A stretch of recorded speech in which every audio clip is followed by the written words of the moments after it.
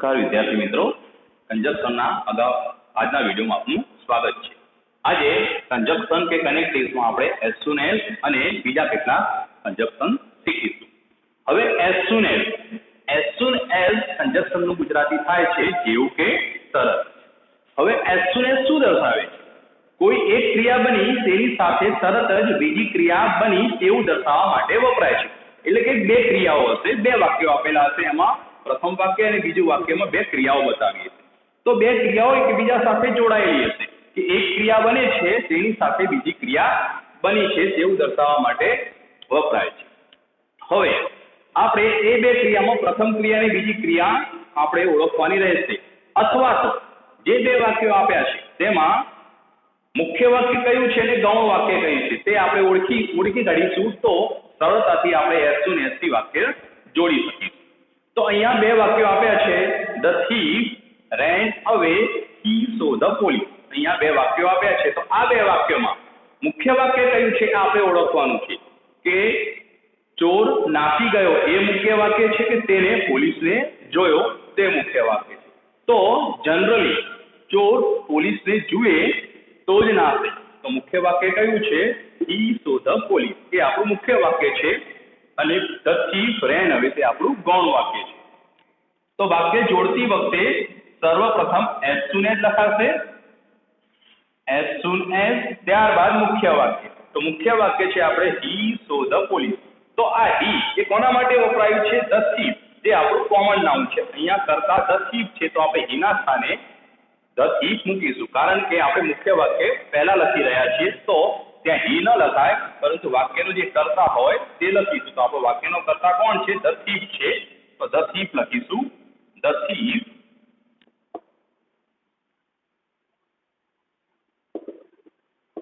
as soon as the thief saw the police,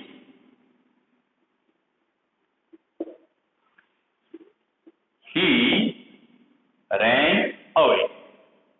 તો અહીંયા ફરીવાર ધ થીફ લખવાની જરૂર નથી બીજા વાક્યમાં, કારણ કે એક વખત કર્તા મૂકીએ તો બીજા વાક્યમાં આપણે કર્તાના સ્થાને તેની કર્તા વિભક્તિ આપણે વાપરી શકીએ છીએ। તો as soon as the thief saw the police he ran away, આ રીતે as soon as થી વાક્ય જોડાયું। તો as soon as થી વાક્ય જોડતી વખતે શું ધ્યાનમાં લેવાનું છે? as soon as પ્લસ મુખ્ય વાક્ય પ્લસ ગૌણ વાક્ય। બીજું વાક્ય જોઈએ, the bell rang, the student left the class। તો આ બે વાક્યોમાં બે ક્રિયાઓ બની છે, એક તો બેલ વાગવાની ક્રિયા અને બીજી વિદ્યાર્થીઓને ક્લાસ છોડવાની ક્રિયા। તો આ બે વાક્યોમાં કઈ મુખ્ય ક્રિયા છે અને કઈ ગૌણ ક્રિયા છે?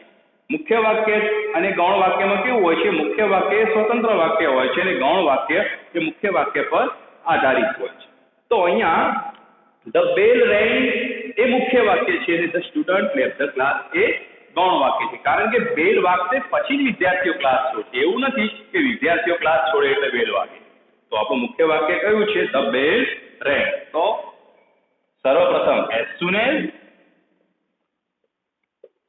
ત્યારબાદ આપણું મુખ્ય વાક્ય ધ બેલ રેંગ, ધ બેલ રેંગ।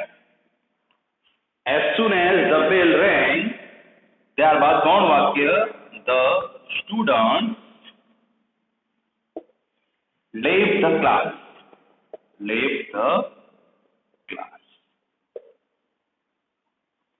આ રીતે વાક્ય જોડાશે। તો એઝ સૂન એઝ થી વાક્ય જોડતી વખતે આપણે શું ધ્યાનમાં લેવાનું છે? પ્રથમ એઝ સૂન એઝ, ત્યારબાદ મુખ્ય વાક્ય અને ત્યારબાદ ગૌણ વાક્ય। આ રીતે આપણે એઝ સૂન એઝ થી વાક્ય જોડી શકીશું। વિદ્યાર્થી મિત્રો, એઝ સૂન એઝ કંજક્શનને નોટબુકમાં નોંધી લેશો।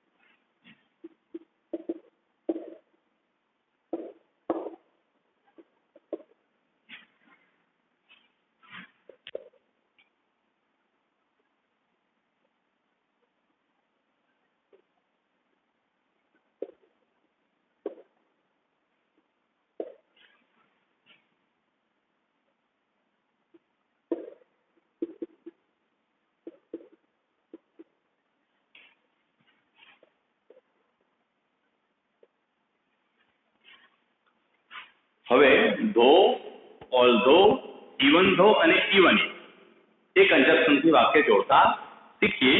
તો ધો, ઓલ્ધો, ઇવન ધો અને ઇવન ઇફ એ ચારે ચાર એકબીજાના સિનોનિમ્સ છે.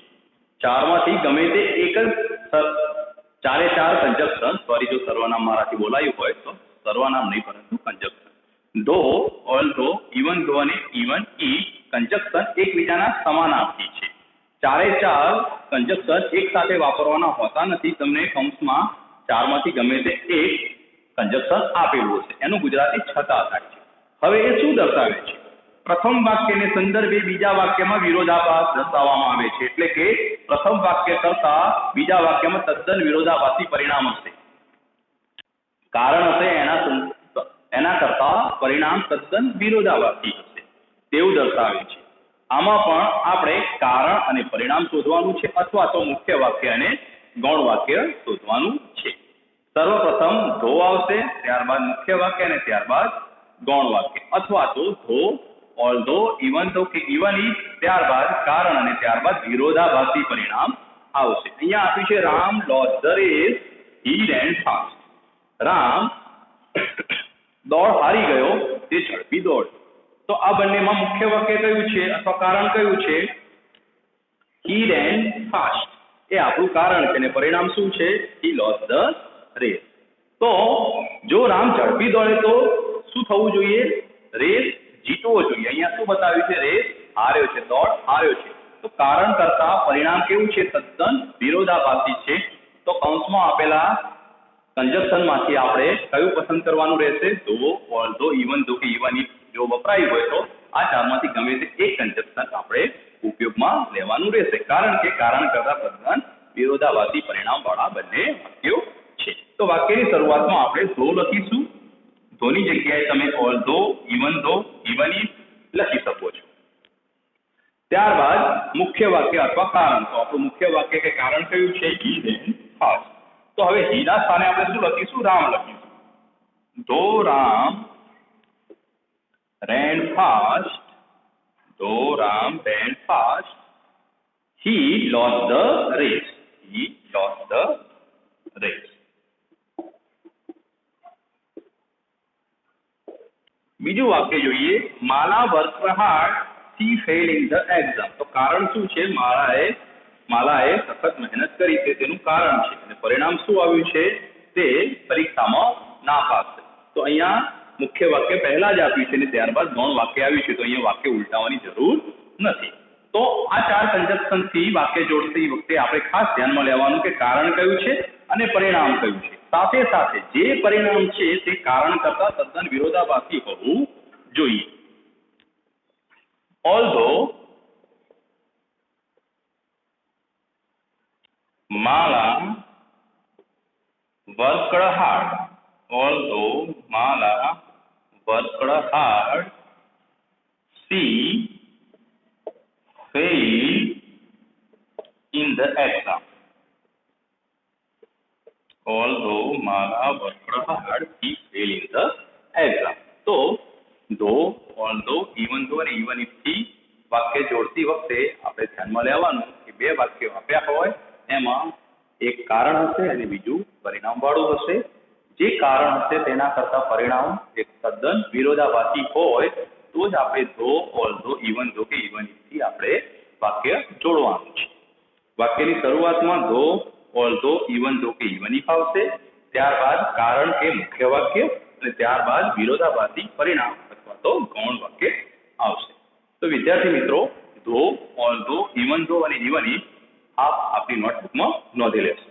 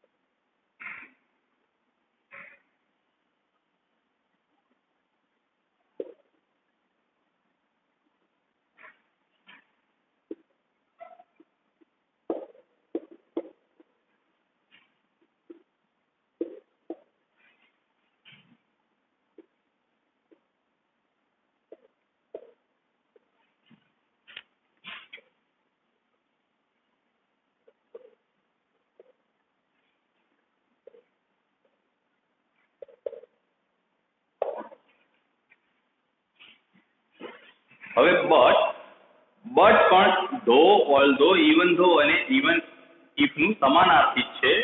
તે પણ તેમની જેમ જ વપરાય છે. પ્રથમ વાક્યને સંદર્ભે બીજા વાક્યમાં વિરોધાભાસ દર્શાવે છે, પરંતુ બંને વચ્ચે તફાવત કેટલો છે? ધો, ઓલ્ધો, ઇવન ધો અને ઇવન ઇફ વાક્યની વચ્ચે વપરાય છે, જ્યારે ધો, ઓલ્ધો, ઇવન ધો અને ઇવન ઇફ વાક્યની શરૂઆતમાં વપરાય છે, જ્યારે બટ વાક્યની વચ્ચે વપરાય છે. તો અગાઉ હું વાક્યની વચ્ચે જો બોલ્યો એ મિસ્ટેક સુધારી લેશો કે ધો, ઓલ્ધો, ઇવન ધો અને ઇવન ઇફ વાક્યની શરૂઆતમાં વપરાશે, જ્યારે બટ વાક્યની વચ્ચે વપરાશે. બાકી જે નિયમ ધો, ઓલ્ધો, ઇવન ધો અને ઇવન ઇફમાં લાગુ પડે છે તે જ નિયમ બટમાં લાગુ પડશે. તો પ્રથમ વાક્યને સંદર્ભે બીજા વાક્યમાં વિરોધાભાસ દર્શાવે છે. તો આપણે બે વાક્યો આપ્યા હશે, એમાં જોવાનું કે કારણ કયું છે અને પરિણામ વાળું કયું છે વાક્ય, અને જે પરિણામ હશે તે કારણના સંદર્ભે વિરોધાભાસ દર્શાવતું હોવું જોઈએ, તે આપણે ધ્યાનમાં લેવાનું છે. સાથે સાથે બટને આપણે વાક્યની વચ્ચે મૂકીશું અને મુખ્ય વાક્ય અને ગૌણ વાક્ય તરીકે પણ તમે ઓળખી શકો છો. મુખ્ય વાક્ય જોવાનું અને ગૌણ વાક્ય જોવાનું. જે ગૌણ વાક્ય હશે વિરોધાભાસી પરિણામ વાળું રહેશે. અહીંયા આપ્યું છે Mohan miss the bus, he walk fast. તો અહીંયા એવું ન કહેવાય કે Mohan miss the bus but he walk fast, એવું ન કહી શકાય. Mohan walked fast but he miss the bus, એ રીતે વાક્ય જોડી શકાય. તો આપણું મુખ્ય વાક્ય કયું છે? હી વોક ફાસ્ટ. તો તે વાક્ય આપણે વાક્યની શરૂઆતમાં લખીશું. તો હી એ મોહનની કરતા વિભક્તિ છે, તો હીની સ્થાને આપણે મોહન મૂકીશું. Mohan walked fast. Mohan walked fast. He missed the bus. He missed the bus. તો અહીં મોહન વાળું વાક્ય મુખ્ય વાક્ય છે. અહીંયા બટ લખવું રહી ગયું છે, આપણે બટ લખી દઈશું. But he missed the bus. તો અહીંયા મોહન વોક ફાસ્ટ એ મુખ્ય વાક્ય છે અને હી મિસ ધ બસ એ ગૌણ વાક્ય છે. તો મુખ્ય વાક્ય એ કારણ છે અને આ પરિણામ છે. કારણના સંદર્ભે તદ્દન વિરોધાભાસી પરિણામ દર્શાવે છે. બટ વાક્યની વચ્ચે મૂકીશું એટલે બે વાક્યો જોડીશું. અહીંયા બીજું વાક્ય આપ્યું છે Radha reach the office late, she walk up early in the morning. તો આપણું મુખ્ય વાક્ય કયું છે? She walk up early in the morning. અને ગૌણ વાક્ય કયું છે? Radha reach the office late. તો આ કારણ છે અને આ પરિણામ છે. પરિણામ કેવું છે? તદ્દન વિરોધાભાસી છે. તો આપણે વાક્યની શરૂઆતમાં લખીશું she walk up early in the morning. એ આપણું મુખ્ય વાક્ય છે, તે આપણું કારણ છે, તો આપણે એને વાક્યની શરૂઆતમાં લખીશું. તો આ સી એ કોના માટે વપરાયેલું છે? રાધા માટે. તો આપણે તેના સ્થાને રાધા મૂકીશું. Radha woke up early in the morning. Radha woke up early in the morning, but she reached the office late. But she reached the office late. તો બટથી વાક્યો જોડતી વખતે આપણે ધ્યાનમાં લેવાનું છે કે પ્રથમ કારણ અને ત્યારબાદ વિરોધાભાસી પરિણામ વાળું વાક્ય આવશે અને બટ વાક્યની વચ્ચે વપરાશે. ધો, ઓલ્ધો, ઇવન ધો અને ઇવન ઇફ વાક્યની શરૂઆતમાં, બટ વાક્યની વચ્ચે. બાકી બંને વચ્ચે નિયમો સમાન છે. વિદ્યાર્થી મિત્રો, બટ નોટબુકમાં નોંધી લેશો.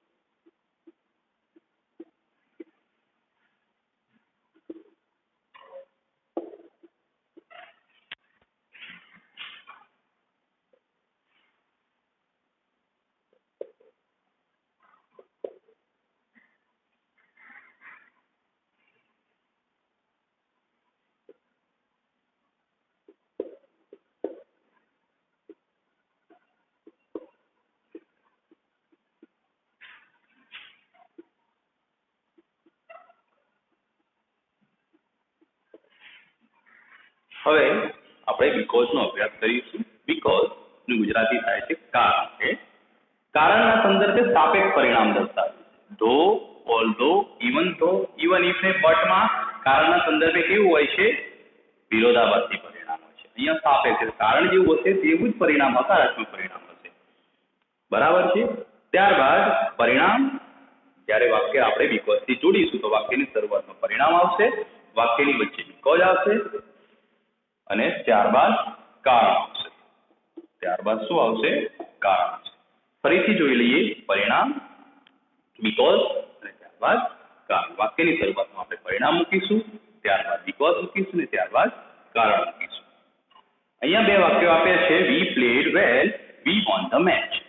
તો બે વાક્યોમાં કારણ કયું છે ને પરિણામ કયું છે તે આપણે ઓળખશું. તો વી પ્લેડ વેલ આપણું કારણ છે ને વી વોન ધ મેચ આપણું પરિણામ છે. તો જુઓ, કારણ કેવું છે?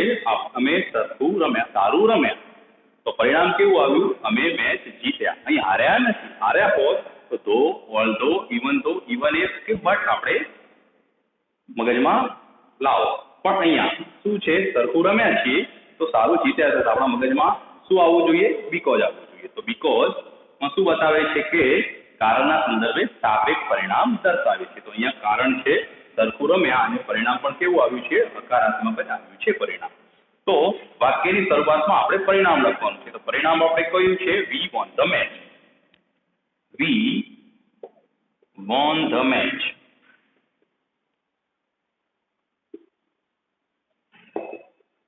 ત્યારબાદ બીકોઝ અને ત્યારબાદ કારણ. We played well. We played well. તો સર્વપ્રથમ પરિણામ, ત્યારબાદ બીકોઝ અને ત્યારબાદ કારણ. બીજું વાક્ય જોઈએ. Nirali was ill, she did not go to school. તો કારણ કયું છે? નિરાલી માંદી હતી એ કારણ છે અને માંદું માણસ સ્કૂલે નથી ગયું. તો હકારાત્મક પરિણામ છે. ભાઈ માંદી હશે તો સ્કૂલે નહીં જાય. પણ જો સ્કૂલે ગઈ હોત તો આપણે શું આવત? અહીંયા આ બે વાક્યો કેવી રીતના જોડી શકતા આપણે? તો અહીંયા જો નિરાલી માંદી છે છતાં પણ સ્કૂલે ગઈ હોત તો ધો, ઓલ્ધો, ઇવન ધો, ઇવન ઇફ કે બટ થી આપણે વાક્ય જોડત. પરંતુ અહીંયા નિરાલી માંદી છે અને સ્કૂલે નથી ગઈ. તો કારણના સંદર્ભે હકારાત્મક પરિણામ છે. તો અહીંયા આપણે બીકોઝ થી વાક્ય જોડીશું. સર્વપ્રથમ પરિણામ આવશે. તો પરિણામ કયું છે? She did not go to school. તો સી એ કોના માટે વપરાણું છે? નિરાલી માટે વપરાણું છે. તો ત્યાં સી ના સાથે નિરાલી મૂકીશું. Nirali did not go to school. Did not go to school. Nirali did not go to school because she was ill. Because she was ill. તો વિદ્યાર્થી મિત્રો, બીકોઝ થી વાક્ય જોડતી વખતે આપણે ધ્યાનમાં લેવાનું છે કે કારણ આપ્યું હોય તેના સંદર્ભે સાપેક્ષ એટલે કે હકારાત્મક પરિણામ હશે. જેવું કારણ હશે તેના સંદર્ભે હકારાત્મક પરિણામ હશે, વિરોધાભાસી પરિણામ નહીં હોય. એ બાબત ધ્યાનમાં લેવાની છે. ત્યારબાદ જ્યારે વાક્ય જોડીએ તો સર્વપ્રથમ પરિણામ મૂકીશું, ત્યારબાદ બીકોઝ મૂકીશું ને ત્યારબાદ કારણ મૂકીશું. આ રીતે બીકોઝ થી આપણે વાક્ય જોડી શકીએ છીએ. આપ નોટબુકમાં બીકોઝ કંજક્શન નોંધી લેશો.